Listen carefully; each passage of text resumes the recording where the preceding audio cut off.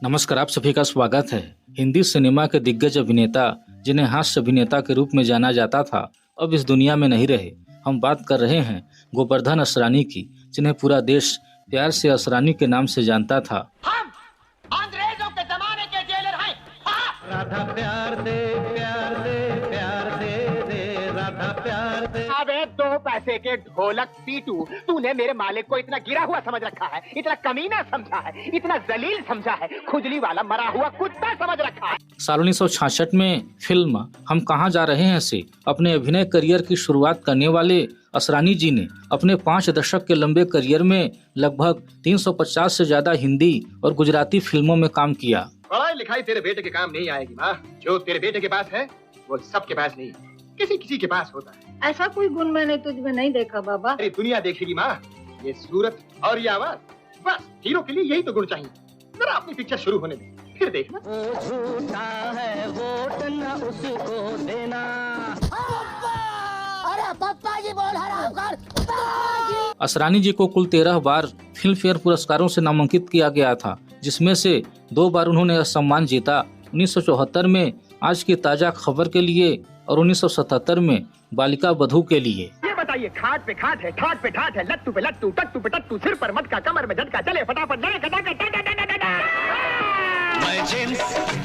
अरे आहिस्ता राम कटोरी, हमरे होने वाले बच्चे की माँ जो अब कभी नहीं हो सकेगा। असरानी जी एक दिग्गज अभिनेता ही नहीं बल्कि एक कुशल निर्देशक निर्माता भी थे। उन्होंने अहमदाबाद नो रिक्शा वालों, गुजराती, चला मुरारी हीरो बनने, सलाम मेम साहब, हम नहीं सुधरेंगे, दिल ही तो है, उड़ान जैसी शानदार फिल्मों का निर्देशन किया। असरानी जी बहुत अच्छे गायक भी थे। उन्होंने अपने करियर में कई गाने गाए थे। आज हम उन्हीं में से कुछ गीतों को प्रस्तुत करेंगे, तो चैनल को सब्सक्राइब करके बेल आइकन अवश्य दबा दें और वीडियो के अंत तक बने रहें। असरानी जी को पहली बार गाने का मौका ग्रेट किशोर कुमार की वजह से मिला था। यह मौका उन्हें 1977 की फिल्म आलाप में मिला था, जिसे ऋषिकेश मुखर्जी ने निर्देशित किया था और जिसका निर्माण स्वयं ऋषिकेश मुखर्जी, एनसी सिप्पी तथा रोमू एन सिप्पी ने किया था। वहीं मुख्य भूमिकाओं में अमिताभ बच्चन, रेखा और असरानी नजर आए थे। संगीत जयदेव ने दिया था और गीत राही मासूम रजा ने लिखे थे। सिवाय एक गीत कोई गाता मैं सो जाता, जिसे हरिवंश राय बच्चन ने लिखा था।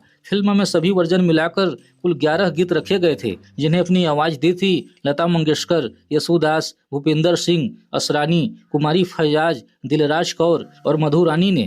चांद अकेला जाए सखी किस किस बात पे हर के चाहे मनवा नाते हमरा। कोई गाता मैं सो जाता। बता दें कि उस समय किशोर दा हिंदी सिनेमा के शीर्ष गायक थे। लगभग हर फिल्म में उनके गीत होते थे और आलाप में भी किशोर दा को कई गाने गाने थे, जिसमें से 2 गाने असरानी पर फिल्माए जाने थे। उस समय किशोर दा बहुत ही व्यस्त रहते थे।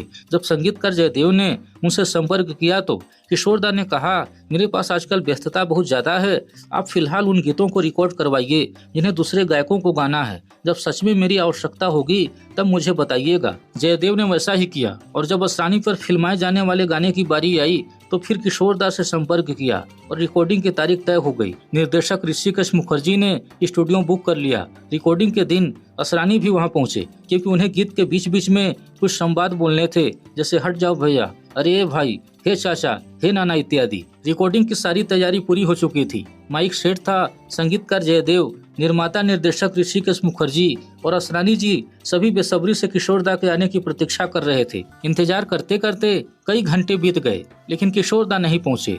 जब ऋषिकेश मुखर्जी और जयदेव जी ने पता लगाया तो मालूम हुआ कि किशोर दा किसी दूसरी रिकॉर्डिंग में फंसे हुए हैं और आज उनकी रिकॉर्डिंग संभव नहीं है। यह सुनकर ऋषिकेश मुखर्जी बेहद परेशान हो गए, क्योंकि उन्होंने उस दिन के लिए स्टूडियो बुक कर रखा था। अगर रिकॉर्डिंग रद्द होती तो उस दिन की पूरी बुकिंग का खर्चा बेकार चला जाता। ऋषिकेश मुखर्जी को समझ में नहीं आ रहा था कि क्या करें और गुस्से के साथ साथ निराशा भी झलक रही थी। इसी बीच असरानी जी ने कहा, क्यों न मेरी आवाज रिकॉर्ड कर लें तो मैं चलूं। ऋषिकेश मुखर्जी ने कहा, तुम्हें जाना नहीं है, अब पूरा गीत गाना है। असरानी जी ऋषिकेश की बात सुनकर डर गए और बोले कि मैं कैसे गाऊंगा। तो ऋषिकेश ने कहा, जैसे एक तांगे वाला बग्गी चलाते हुए गाता है उसी तरह से तुमको गाना है। बता दें कि असरानी जी किशोर दा को अपना गुरु भी मानते थे। बीबीसी को दिए गए इंटरव्यू में असरानी जी ने कहा था, मैंने अभिनय किशोर दा से सीखी है। हास्य अभिनेता को किस तरह से अभिनय करना चाहिए, यह कला मैंने उन्हीं से सीखी है। सर मैं क्या बताऊं आपको, मैंने किशोर कुमार को देखा तो हीरो ही,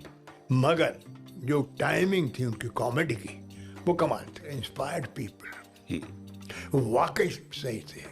इसलिए असरानी जी उस गीत को नहीं गाना चाहते थे जिसे किशोर दा गाने वाले थे, लेकिन जब ऋषिकेश मुखर्जी ने कहा हम किशोर दा से बात कर लेंगे, उन्हें कोई आपत्ति नहीं होगी, तब असरानी जी ने कहा जैसी आपकी इच्छा, फिर मुझे कोई आपत्ति नहीं है। इस तरह से असरानी जी ने अपने जीवन का पहला गाना गाया। बाद में उन्होंने इस पूरे अनुभव को बॉलीवुड ठिकाना को दिए गए इंटरव्यू में खुद साझा किया था। पहला फिल्म थी जिसमें अमिताभ बच्चन को मैं तांगा चलाना सिखाया, और एक्चुअली आने वाले थे किशोर कुमार। रिकॉर्डिंग में मुझे सिर्फ ले जाया गया था कि बीच में आवाज लगानी है, भैया, ये भाई, ये चाचा, ये नाना, रे, किशोर कुमार को गाना है। वो रिकॉर्डिंग में म्यूजिक डायरेक्टर जयदेव वेट कर रहे हैं, ऋषिकेश मुखर्जी वेट कर रहे हैं, प्रोड्यूसर वेट कर रहे हैं, आए नहीं। मैंने कहा मेरी तो आवाज ले लो यार, मैं तो चलूं। तो बोले नहीं गाओ भी तुम। अरे मैंने डर गया, मैं बोला मैं कैसे गाऊंगा, बोले तांगे वाला कैसे गाएगा यार, एक तांगे वाला तांगा चलाते हुए, बग्गी चलाते हुए कैसे गाएगा, वैसे गाओ। मैंने कहा आपकी इच्छा भाई, मेरा क्या है।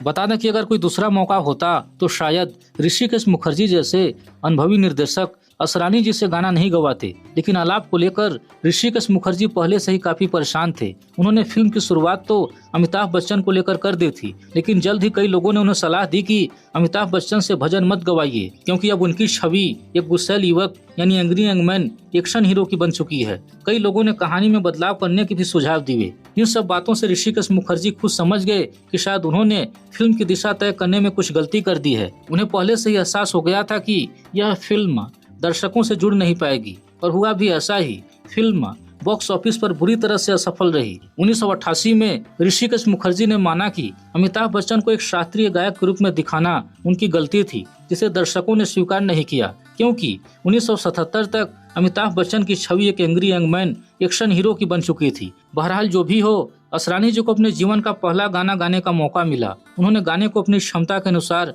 अच्छा ही गाया। गाने के बोल थे, बिनती सुन ले तनिक नटखट गोरी मोरी। आइए गाने के कुछ अंशों का आनंद लेते हैं। बिनती सुन ले तनिक नटे खट गोरी मोरी, पीछे बजरिया न कर जिया चोरी गोरी। पेड़ पे चढ़ा बैठा गोकुल का छोरा, देख के ऐसे न तोड़ जिया मोरा। मैंने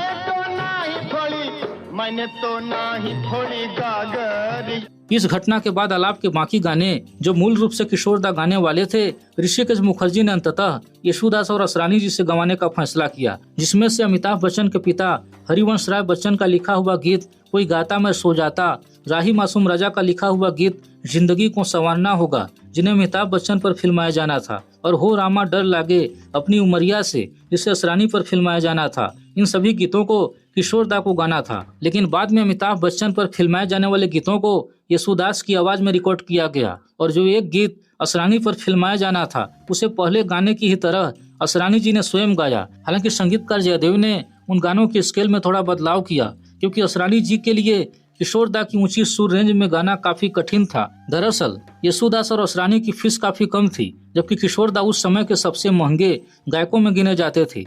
फिल्म की कमजोर प्रगति और बढ़ते खर्च को देखकर ऋषिकेश मुखर्जी अब आलाप पर ज्यादा पैसा खर्च करना नहीं चाहते थे, इसलिए उन्होंने असरानी और यशुदास से गवाने का फैसला किया। आइए गीत के कुछ अंशों को सुनते हैं। रामा डर लागे अपनी उमरिया से, हो रामा डर लागे, फूक फूक कर पाँव धरूं मैं फिर भी पायल बाजे, हो रामा फिर भी पायल बाजे। भैया जी के घर का कोई खड़ा मोड़े दरवाजा, चले जवानी अरे चले जवानी, पीछे पीछे बचपन आगे आगे रामा।